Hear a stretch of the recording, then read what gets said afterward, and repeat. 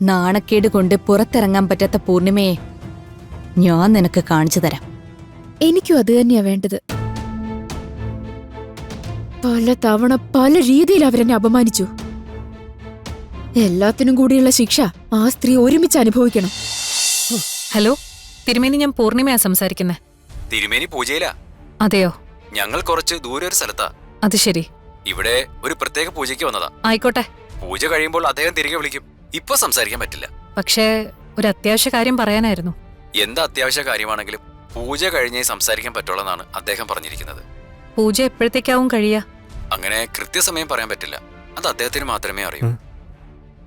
എങ്കിൽ പിന്നെ പൂജ കഴിയുമ്പോ ഞാൻ വിളിച്ചിരുന്നു എന്ന് പറയണം. ശരി, പറയാം. തിരുമേനി എന്തോ പൂജയിലാ, തിരിച്ചു വിളിക്കാന്നാ പറയുന്നത്. ഇനിയിപ്പോ ഇതെന്താ ഏതാന്നറിയാതെ ഒരു സമാധാനം കിട്ടില്ല.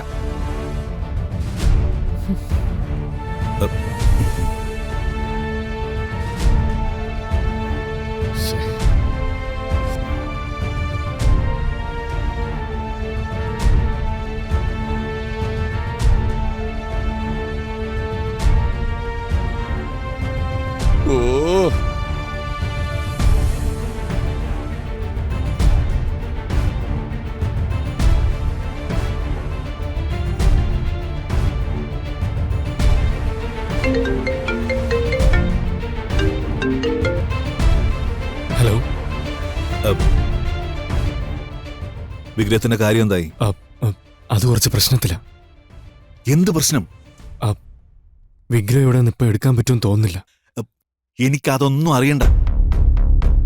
വിഗ്രഹം എനിക്ക് എത്രയും പെട്ടെന്ന് കിട്ടിയേ പറ്റൂ. അതിനുവേണ്ടി ഞാൻ എന്ത് ചെയ്യാനും മടിക്കില്ല. വീട്ടിലെല്ലാവരും ആ വിഗ്രഹം കണ്ടു. ഇനി പെട്ടെന്ന് എനിക്കത് എടുത്തോണ്ട് വരാൻ പറ്റുമെന്ന് തോന്നുന്നില്ല. ഏയ്, ഒരു എക്സ്ക്യൂസും വേണ്ട. വിഗ്രഹം തിരികെ കിട്ടാൻ നിന്റെ കുടുംബത്തിലുള്ളവരെ മൊത്തം കൊല്ലേണ്ടി വന്നാലും എനിക്കതൊരു പ്രശ്നമല്ല.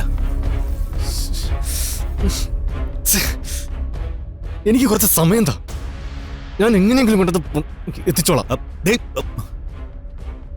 ഒന്നും അറിയാത്ത പോലെ സംസാരിക്കരുത് പ്രതി. നമ്മുടെ കയ്യിലില്ലാത്തതേ സമയം മാത്രമാ.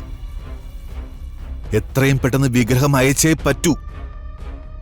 ഇന്നലെ രാത്രി അത് ഷിപ്പ് ചെയ്യേണ്ടതായിരുന്നു, നിനക്കറിയാവുന്നതല്ലേ. ഇനിയും ലേറ്റായാലേ അത് ഞാൻ പലരോടും ആൻസർ ചെയ്യേണ്ടി വരും. ഞാൻ എന്റെ പരമാവധി എത്രയും പെട്ടെന്ന് കൊണ്ടെത്തിക്കാം. വെറുതെ പറഞ്ഞാ പോരാ, കാര്യം നടക്കണം. ആ ശരി.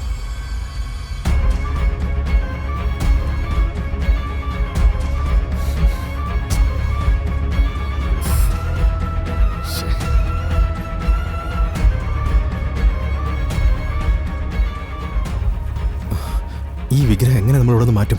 നമ്മളിത് പെട്ടെന്ന് മാറ്റാൻ ശ്രമിച്ചതുകൊണ്ട് പ്രത്യേകിച്ച് ഗുണമൊന്നുമില്ല. നമുക്കിതിന്റെ പിന്നിലുള്ളവരെ വെളിച്ചത്തെ കൊണ്ടുവരാൻ സാധിക്കണം. ഈ വിഗ്രഹം ഇവിടുന്ന് നമ്മൾ അറിയാതെ ആരും കൊണ്ടുപോകരുത്.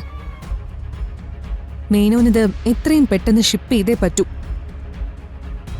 അതുകൊണ്ട് അയാൾ ഇതിന്റെ പിന്നാലെ വരുമെന്ന് ഉറപ്പാ. എങ്കിൽ ആ വഴിക്ക് നമുക്കൊന്ന് ശ്രമിച്ചു നോക്കാം. അധിക സമയം നമ്മൾ മാറി നിന്ന പൂർണിമേച്ചയ്ക്കൊക്കെ അത് സംശയമാവും. ഇനി ഇവിടെ നിൽക്കുന്നത് ബുദ്ധിയല്ല, ഇവിടത്തെ കാര്യങ്ങൾ വൃത്തി വെച്ച് ഓപ്പറേറ്റ് ചെയ്യാം. എത്രയും പെട്ടെന്ന് ഞാൻ ഇവിടുന്ന് പോയേ പറ്റൂ. സഹദേവൻ പറഞ്ഞൊന്നും എനിക്ക് വിശ്വസിക്കാൻ പറ്റിയിട്ടില്ല. നന്നായി മദ്യപിച്ചിരുന്നോണ്ട് എന്താ സംഭവിച്ചെന്ന് ഓർത്തെടുക്കാൻ പറ്റാത്തതായിക്കൂടെ? ചിലപ്പോ സംഭവിച്ചതൊക്കെ മറ്റൊരു രീതിയിൽ തോന്നുന്നതാവാനും സാധ്യതയുണ്ട്. എന്തായാലും സത്യത്തിൽ എന്താ സംഭവിച്ചെന്നറിയാൻ ഒരു വഴി ഇപ്പൊ നമ്മുടെ മുന്നിലില്ല.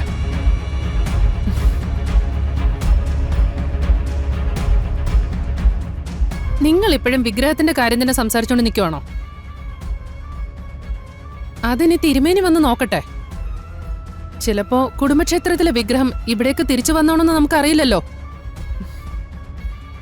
നളിനി ചേച്ചി പറഞ്ഞതുപോലെ ഈശ്വര കാര്യങ്ങൾ മനസ്സിലാക്കാനുള്ള ബുദ്ധിയോ ബോധവോ ഇവിടെയുള്ള ആർക്കും ഇല്ലല്ലോ.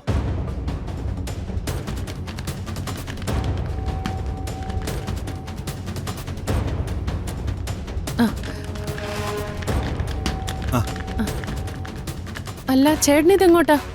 ഞാനേ ഒന്ന് ഫാം ഹൗസിൽ പോയിട്ട് വരാം. അത്യാവശ്യമായിട്ട് ചില കാര്യങ്ങളൊക്കെ അവിടെ ചെയ്യാനുണ്ട്. പിന്നെ ഇവിടുത്തെ ഈ വിഗ്രഹത്തിന്റെ കാര്യം എനിക്കെന്തോ അത്ഭുതം പോലെ തോന്നുന്നു. പിന്നെ ഇതിന്റെ വിശേഷങ്ങൾ എന്താന്ന് തിരുമേനി വന്ന ശേഷം എന്നെ കൂടി ഒന്ന് വിളിച്ചറിയിക്കണേ. അതൊക്കെ ചന്ദ്രമതി കൃത്യമായിട്ട് വിളിച്ചറിയിച്ചോളൂ. അല്ലേ ചന്ദ്രമതി? ഞാൻ വിളിച്ചോളാം. എന്നാ പിന്നെ ഞാനങ്ങോട്ട്. ശരി. ശരി. ദുർഗ, കിരൺ, ബൈ. ബൈ.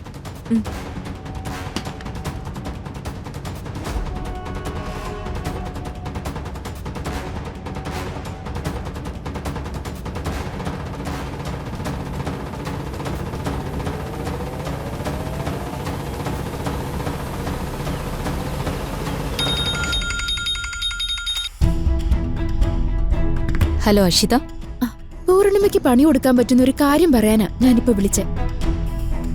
എന്താ കാര്യം?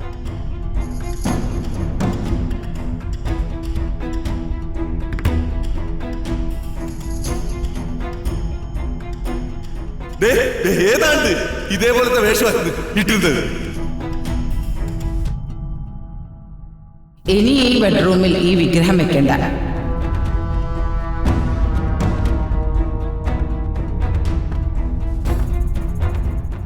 എന്നിട്ട് ആ വിഗ്രഹം ഇപ്പൊ ഇന്ദ്രപ്രസ്ഥത്തിൽ തന്നെ ഉണ്ടോ?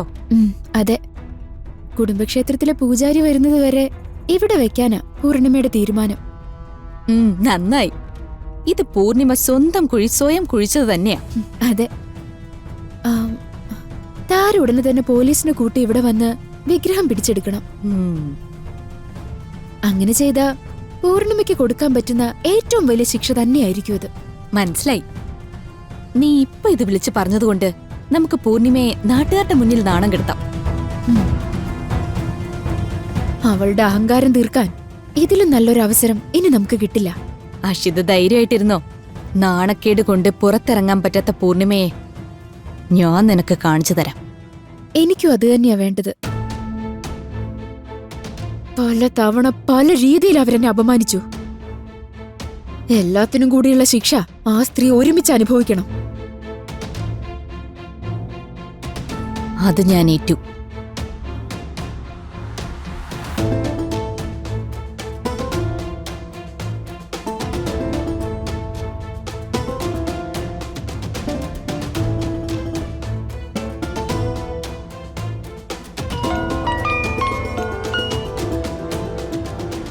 Hello JD.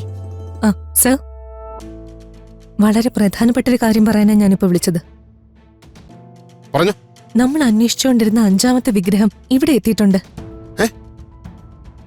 അവിടെയോ? അതെങ്ങനെ ജെഡി? അത്